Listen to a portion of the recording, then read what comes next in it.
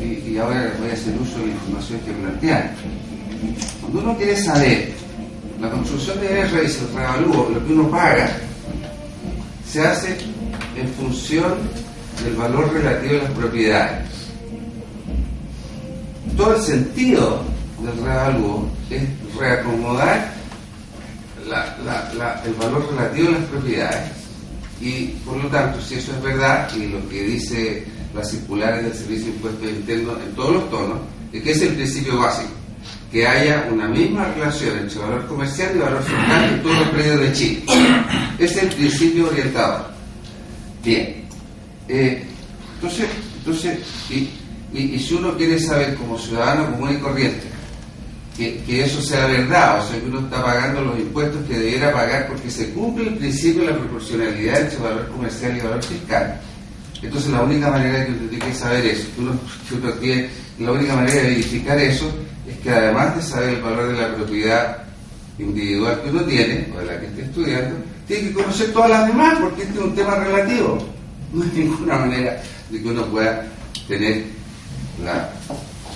algún juicio sobre si está pagando lo que corresponde o no, si no tiene acceso a esa información. Entonces, quiero comentar, a propósito de eso mismo, que yo creo que es fundamental que se abra esta base catastral, lo que yo entiendo por la base catastral, en razón de la cuestión tributaria. Fíjese que he hecho un trabajo con mis alumnos, en los cuales en la universidad, en que yo dicto un curso sobre mercado de suelo urbano en la Universidad Mayor en Arquitectura. Entonces, quiero que entiendan muchas de las cosas que pasan, y ellos tienen que recoger información y dar. Entonces, les he pedido que recojan ofertas de terreno comercial en la prensa, donde quieran, y de a 2 o 3 por cada clase, en fin. Y luego les he dado esta ruta por la tesorería del Servicio de Impuestos Internos para hacer entonces un conjunto de planos, en que uno tiene los planos con los valores comerciales y los planos con los valores fiscales, y a continuación puede sacar, lo que yo me encargo de hacer es de sacar cuál es la diferencia porcentual que existe entre los valores comerciales y los valores fiscales. Lo primero que quiero decir es que esto está calculado en términos de UF por metro cuadrado, porque como tiene distintas superficies, etcétera. Y una primera señal preocupante, porque esto es trabajo alumno, en fin, tiene toda la precariedad que eso significa, pero es un indicador. Es este gráfico que indica aquí por la izquierda el UF metro cuadrado, la diferencia entre el valor comercial y el valor fiscal. Y uno puede ver de que hay diferencias muy grandes. Incluso hay algunos que tienen diferencia negativa, o sea que el valor fiscal está por encima del valor comercial. Bien. Segundo, uno entonces hace un gráfico de cuál es la diferencia porcentual, ¿no es cierto? Y ve que las diferencias porcentuales, hay algunos que tienen unas diferencias mundiales. Tercero, uno hizo un gráfico con celestito lo que son los valores comerciales, y en negro lo que son las avalúos fiscales para cada uno de estos predios. Y uno puede ver de que esto no es muy parejo, ¿no? Aquí hay problemas complicados desde el punto de vista de la actividad tributaria. Bien, si uno quiere estudiar esto con un poco más detalle, la verdad de las cosas es que don Ernesto verá a través de don Carlos Orrego, que es su segundo abordo en evaluaciones, o era, no sé, da acceso a la información cartográfica, tiene unas planchetas en papel. Entonces, en base a las planchetas en papel, para poder hacer un análisis de qué es lo que sucede, dice este gráfico en Rancagua sobre con los perdón, voy a hacer un paréntesis. Muy bien. El Servicio de Impuestos Internos, como decía Giovanni, para hacer el revalúo, para definir los valores fiscales, establece lo que se llaman las zonas de características similares. Nunca han explicado cómo lo hacen. Y dentro de las zonas de características similares existe un sitio típico. Uno nunca sabe cómo se justifica eso, porque nunca lo han dicho. Pero el hecho concreto es que existen los planos de zonas de características similares, y dentro de eso existen coeficientes guía, un valor base, que es el valor metro cuadrado de los terrenos dentro de la zona, y un coeficiente de guía que es el que corrige el valor base. Entonces, aquí hay un plano con las características similares. Cuando uno tiene acceso, como en Rancagua, a la base, puede ir previo. Y entonces uno empieza a ver si es que ampliar este plano, y si se pudiera aprovecharlo, pero no lo hice, que aquí hay algunas cosas que son medias feas, porque hay alguna gente que... Permita una introducción mínima. Lo que pasa es que, y creo que es muy útil lo que usted nos está explicando, pero nos gustaría centrarnos más que en la utilidad de la información, que es indudablemente útil, y por lo demás a la ley la ley de acceso a información no le es relevante si la información es útil o no. La información se define como pública o no, o reservada, y el uso que cada uno quiera dar puede tener múltiples salidas y está muy bien. Entonces, con lo que usted ha dicho, me gustaría aclarar una cosa con impuestos internos, y es si esa base catastral a la que ha tenido acceso el señor Crivelli en un municipio determinado es replicable o no es replicable, existe o no existe, respecto de otros municipios u otros lugares geográficos. Ok, bueno, efectivamente, como dice el señor Crivelli, nosotros entregamos un archivo. El concepto de darle nombre de base catastral, o si nosotros le fuéramos a entregar una información al INE, por ejemplo, o al Banco Central, de repente le entregamos información en donde al Banco Central le interesan una cierta cantidad de datos contenidos en el cadastro completo, y nos dice, necesito esto para toda la región metropolitana, el Banco Central le va a llamar a eso base catastral, porque tiene el catastro una descripción, una cierta cantidad de datos que son de interés para ellos y que van a tener para cada predio esa cantidad de datos. Entonces estaríamos en este caso en presencia más bien un tema de nomenclatura, que es lo que entiendo una parte que es lo que se le preguntó y el otro que es lo que pidió, digamos, de interpretación de qué es lo que sí, claro, si pudiéramos hacer un símil, existe la sumatoria de circunstancias personales en una comuna, en una región o en todo el país. Esas características personales al final uno podría decir que son el alma nacional. Aquí nos están pidiendo el alma nacional.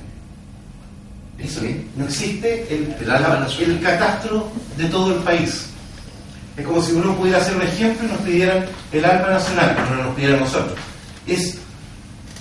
Lo vemos como más bien un error de concepto en la manera de formular la petición, que es, volviendo a la pregunta, el problema. El Servicio de Impuestos Internos le proporciona información a las comunas. Información que además, en parte, ha sido obtenida de las propias municipalidades. Esa información se proporciona no con el solo efecto de que sea disponible para todos. Se proporciona porque existe una cofiscalización por parte de la municipalidad del impuesto territorial. Esa es la razón por la que se entrega. Y siempre se entrega no un cúmulo, no un sistema, sino un agregado de roles. Rol 1, 2, 3, 4, 5. Por eso no quiero parecer, no estoy haciendo para nada una ironía, sino que quería graficar lo que se estaba pidiendo, que a mí, en nuestro entender, y ahora agregando al señor Crivelli, la utilización o los fines para los cuales ha requerido la información, y a lo mejor podemos aclarar y a lo mejor acercar un poco la posición. Aquí hay dos temas que son fundamentales. Nos convoca la idea de que le entregue a un ciudadano la base catastral, algo que no existe y que habría que construir. Pero el peticionario lo que hace también es darle una explicación acerca de para qué utilizaría o cuál es la utilidad pública que podría tener esta información. Y nos pone en conocimiento de que es más bien académica. ¿Ya? Existe en la misma ley, en el Código Tributario, una manera de proporcionar información que sea útil para fines académicos de investigación. El mismo artículo 35 del Código Tributario da esa posibilidad.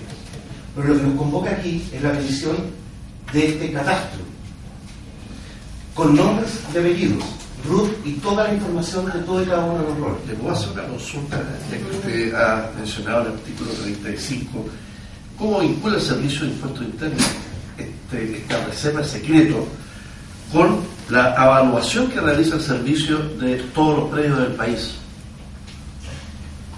Lo que pasa es que el artículo Sí, 85... es parte, digamos, de la argumentación que ustedes han hecho para no entregar información. El artículo 85 le impone al servicio de derecho de reserva respecto a la información que ponen a disposición terceros en base a declaración no obligatoria.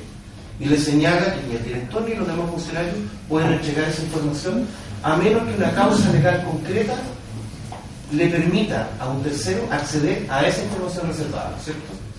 En este caso en particular, el catastro de un bien raíz determinado, y quiero ser bien preciso, no el catastro nacional, el catastro de todos y cada uno de los bienes raíces que conforman el sistema de roles, de avalúo y información, se construye sobre la base de esa información que provee municipalidades, los mismos contribuyentes, con ocasión de una transferencia de un bien raíz, el propio servicio colectando información de diferentes fuentes.